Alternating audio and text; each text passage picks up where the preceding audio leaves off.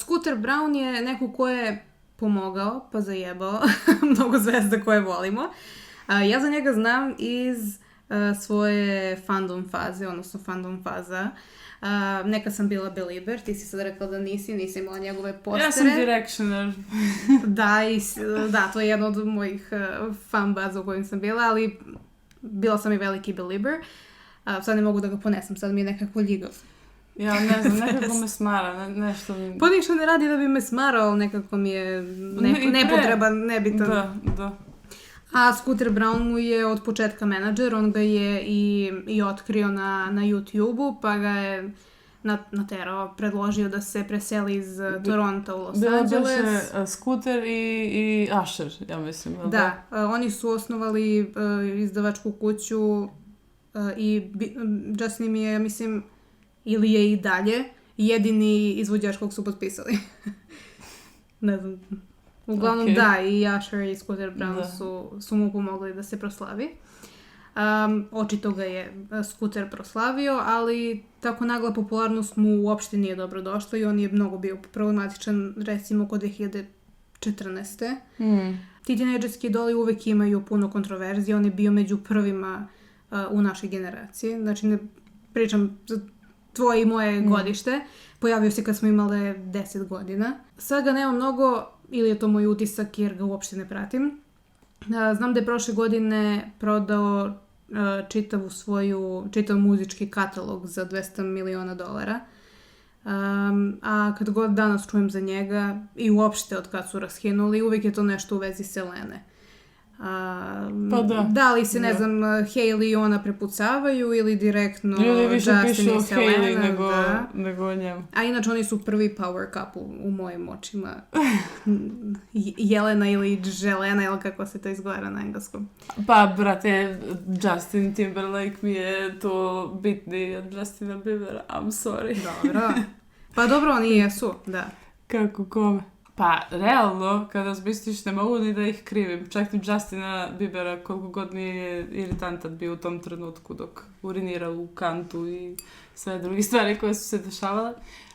Zato što ti kad si tinejdžer, ti si svakako malo nenormalan. Mislim, malo si cringy.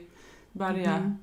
I onda još zamisli snimaju te kamere i svi te smaraju da im kažeš nešto, imaš milion fanova. Mislim da je prosto već predodređeno da ćeš nešto glupo da uradiš sam sa sobom i sa svojom karijerom. Ali eto, Britney nisu tako rano počela, ali je malo duže izdržala da nije problematično. Ja neironično mislim da Britney jeste jaka psihički, jer sve što je se desilo... Suprotno onome što se sad smatra. Da, sve što je se desilo treba preživjeti bar 10% toga. A kamoli kad saberemo sve faktore. Scooter je također bio menadžer Ariane Grande, Demi Lovato, Tori Kelly, Carly Rae Jepsen, Psy i Kanye West između ostalih. Međutim, on je trenutno u velikom problemu. Trenutno ne znamo šta je on to toliko strašno uradio da ga svi napuste. Ali ga većina njegovih klijenata ostavila pre nekoliko dana. Znam da su za sad, ja mislim, provereni, sigurni. Justin, Ariana, Demi, J Balvin i Idina Menzel. Tako da... Nešto je zeznuo mnogo. Čekamo da neko klikne enter na taj ekspoze, da vidimo. Čekamo da Taylor nešto uradi. Da. Jer sigurno će ona. Da vidimo šta će biti. U celoj toj priči sa Scooterom prvobitno je najgore prošla Taylor Swift, mada se možda ispostavilo da je to bila dobra odluka, mada u tom trenutku bolna. Ako se pitate zašto svaki album koji je Taylor objavila u posljednje 2 godine, kojih je impresivno 5, im u zagradi Taylor's version, izuzev Midnights, to je jer su presnimljene pesme s prethodnih albuma koje je Scooter prodao. Kako je došlo do toga? Taylor Swift je bila prvi ugovorni izvođač za izdavačku kuću Big Machine Records, koji je Scott Burketta osnovao kada je ona imala 13 godina. Potpisala ga je na 13 godina i kad je istekao krajem 2018. Potpisala je novi ugovor sa Republic Records, znači prešla je u drugu izdavačku kuću.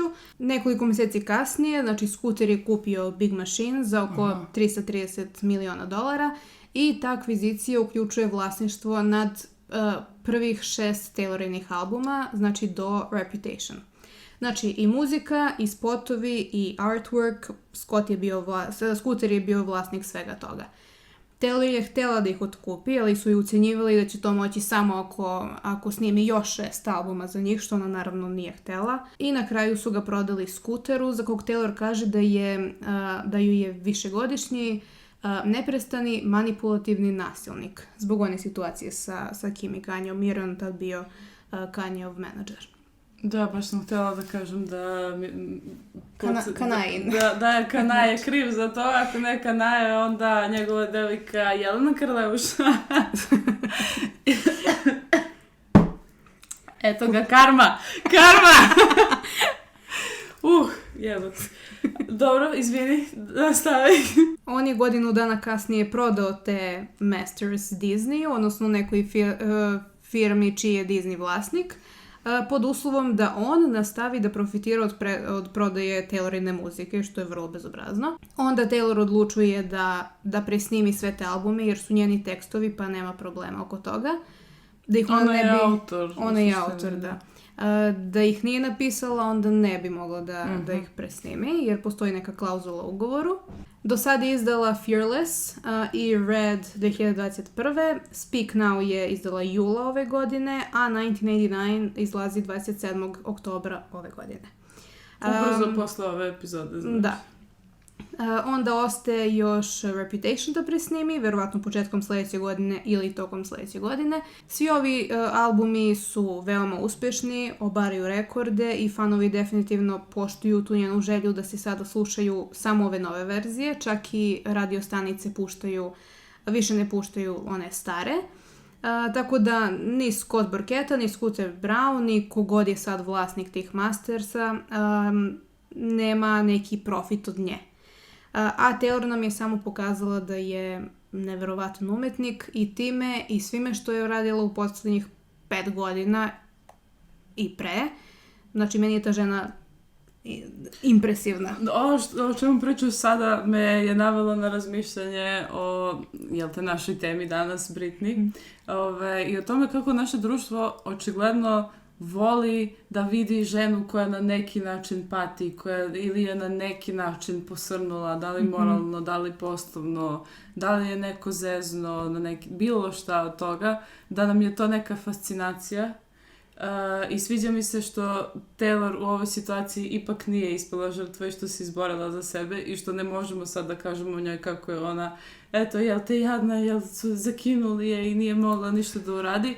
Na pravi način se izborila sa time, rekla je, ok, ja ću sad sve to da radim iz početka i sve će da bude moje i kraj. Preuzela je kontrolu. I kraj.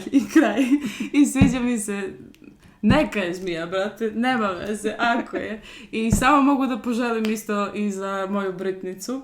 Kao što smo rekli, trenutno se nalazi u malo zeznutoj situaciji, ali krenula je na bolje, zato što, razvod, znači... kreće polako da se oslobađa od toksičnih ljudi. Da se raspetljava ta situacija. Da se raspetljava situacija i mogu samo da poželim i njoj isto što i Taylor, da nađe nekako svoj put nazad.